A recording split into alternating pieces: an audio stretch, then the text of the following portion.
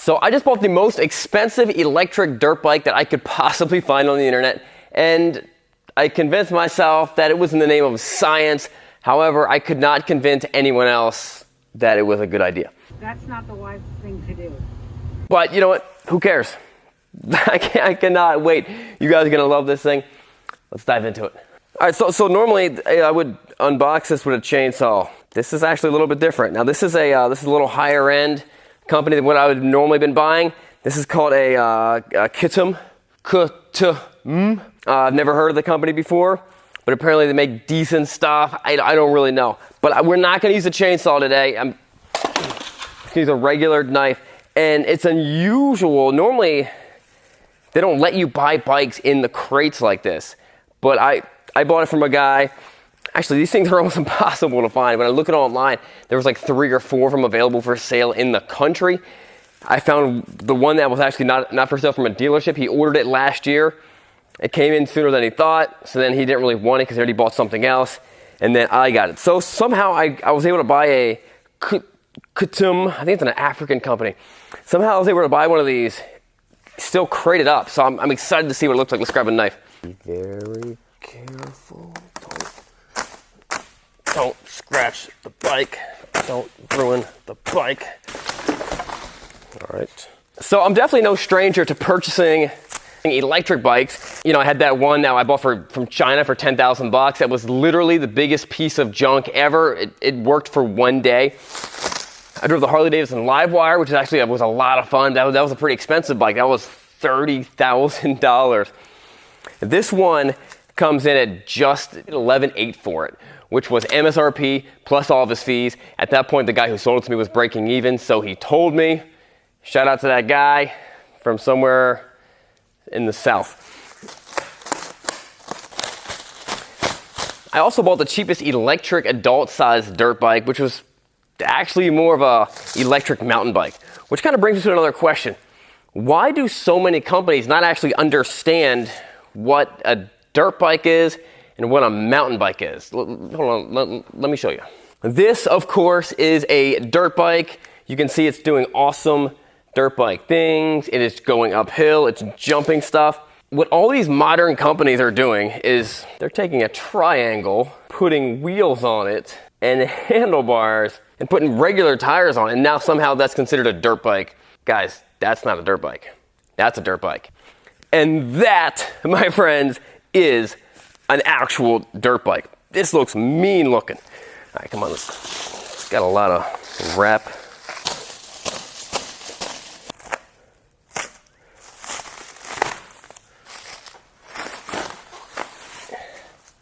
I can only imagine what type of amazing stuff is in this box.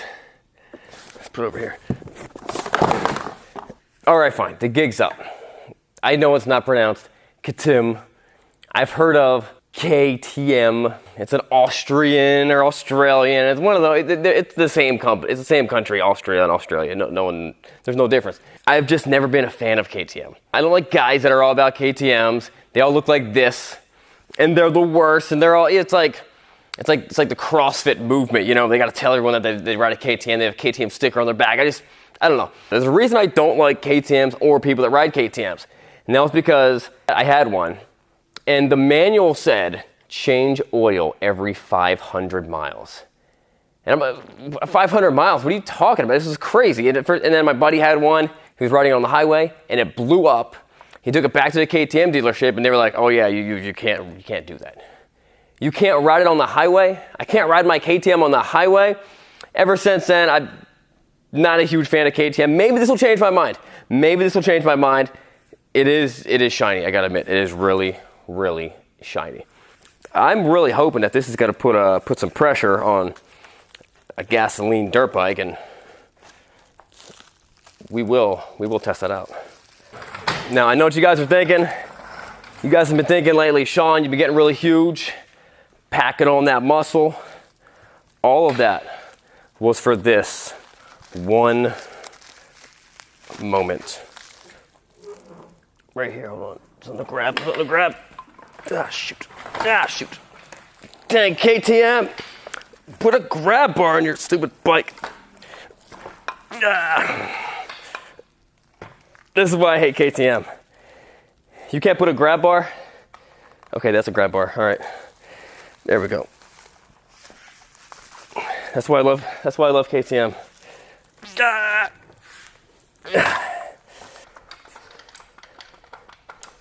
Straggler bolt.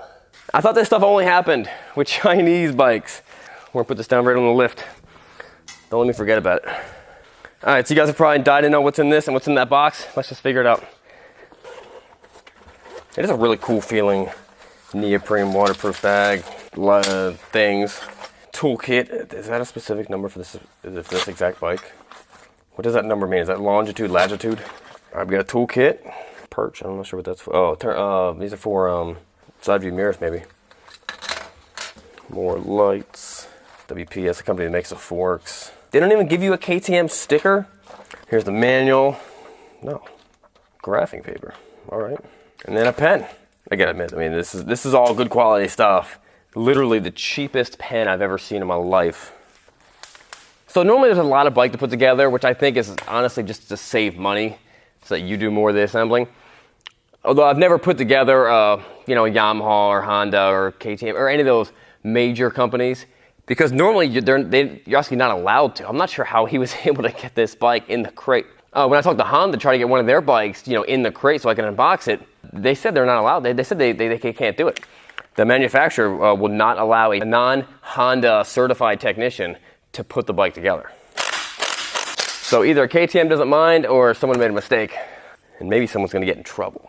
So now I have to figure out a way to compress this. So I still have some tools that are getting mailed to me, so I don't have all the tools I'm expecting to have. I have one screwdriver. Not that big of a deal.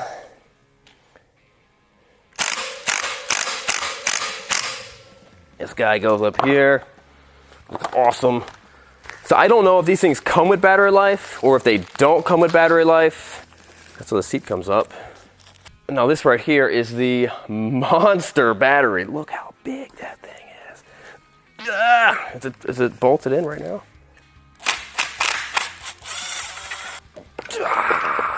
There we go.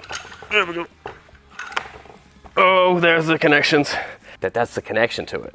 The electric motor is a water-cooled electric motor, I guess. Which is pretty cool. Let's put this battery back in there. It's so heavy. They kind of made it sound like you can get a spare battery and then just swap them out on the trail. That's not happening. This is actually the battery that powers the bike. This is the battery for the clock. The clock is actually set to last like 3 million years. This is what, this goes down. I wonder if you put this over the terminals when the battery is pulled out. Oh, you know what? All the answers and more to all of our questions will be inside that box. Let's open it up. Oh, you know what? You probably were not supposed to see that, but since you did, I'm gonna turn that into a motorcycle. Let me just put it that way. We're gonna make it street legal. It's gonna be awesome. Bark busters, very important. All right, this looks like this is the charger. This is huge. It's a 220, so the only way you can charge this is their washer. This is pretty cool looking though. It's got a fan, it says storage on it. So if you heard my earlier conversation with Caleb, I wanted to make a really fast Harley Davidson. And I tried doing that by putting a turbocharger on my CVO Road King. I tried to buy the fastest Harley Davidson that they ever made, the V-Rod Destroyer. There's some issues, go back and watch that video, but that's not gonna work. So I was told that the M8 Harley Davidson is one of the baddest motors out. And apparently they can make 200 horsepower and 200 foot-pounds of torque. Apparently with some bolt-on parts, I can make it more powerful than my turbocharged Road King. You guys let me know, throw in the comments. Do you want to see a regular Harley Davidson making more power and more torque than a sport bike? than a Yamaha R1. Do you want to see it? Leave in the comments. It should be I kind of want to see it. Oh yeah, also, you wonder what my other beef with KTM is? Remember like 6 months ago when Craig got in this big bike accident, kickstarting? They were trying to pop start his dirt bike. And Craig still loves KTMs. Check that out. It's got a little key card. This is the thing that you don't lose. I'll lose it, but no, I won't lose it. I'm gonna put it in that bag. I'll lose the bag though. This is classic KTM for me though. Like, this makes sense. Oh, wait. Hold on a second. Does that do anything?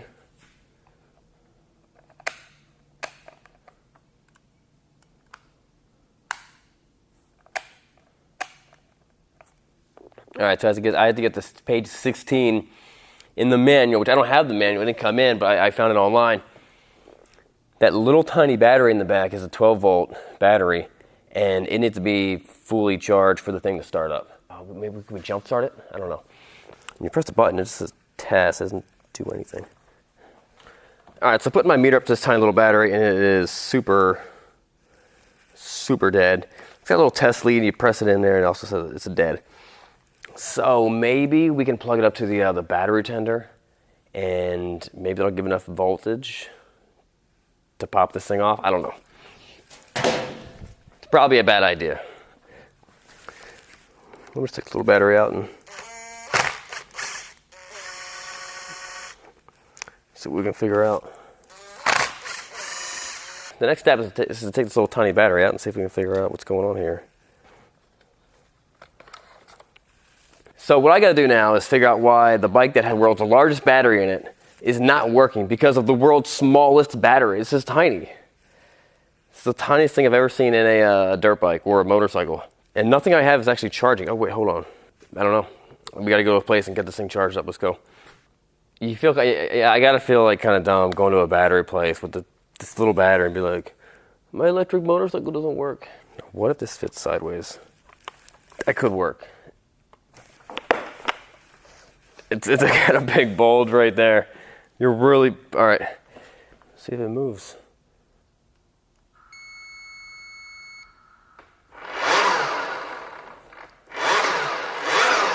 That is torquey. And here is an awesome montage. Okay, it's not awesome because I'm not really good at riding a dirt bike. But with a little editing, it might look mediocre. Oh man, this thing is crazy fast.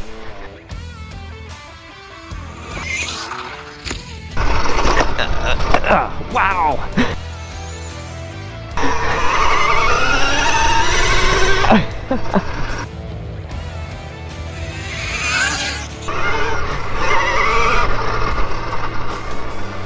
I saw a video where a guy was running one of these in a hare scramble and he crushed everyone out of the whole shot. You could see this thing is just very, as soon as you hit like 20 miles an hour, it's just gone like a rocket. We should probably let it charge all the way. Yeah, we'll let it charge. Oh, so that's an EU style plug. Oh, is that plugged in wrong? Is that plugged in upside down? 'Cause I plugged that part in. Did you? I feel like this is pretty typical of a KTM. Not working the day you buy it. No instructions. There's an online manual.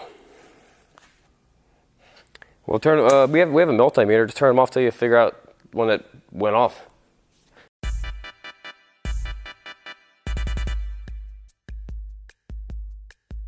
I have a lot of questions about this strange new electric dirt bike thing. But first I have to answer is how long can this battery last non-stop full throttle? So the bike is limited to 50 miles an hour, which is like 82 kilometers an hour, and it gets there pretty quickly, but it feels horribly slow while riding on the highway. They say that it can last about an hour and a half on the trails, but I don't think it's gonna last more than 18 minutes wide open flat out. I also think it's gonna melt these tires. Let's see what it does.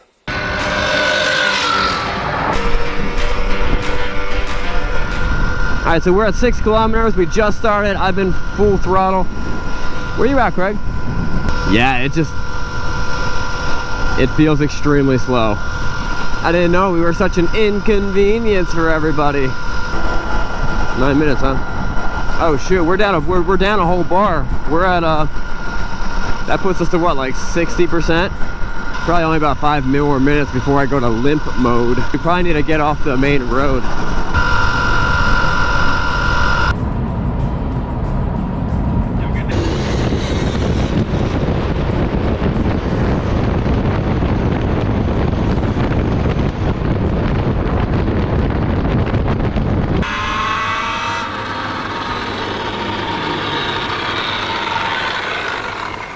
I turned it off and I turned it back on, so. Oh, you rebooted it. We got plenty more. Does that feel look planted to you? Yeah. Oh, okay. All right, let's get one going.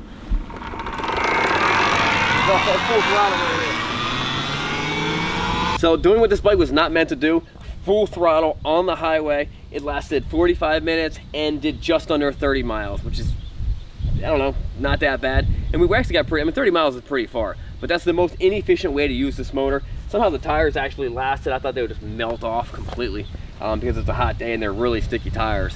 Now the average dirt bike takes a lot of abuse from a lot of different conditions. I got a lot more tests I want to do with this thing. That'll be in the next video. We'll see you guys next time. Don't forget to subscribe. You want to help me get this thing in there, Craig? No, I'm the camera guy. Come on.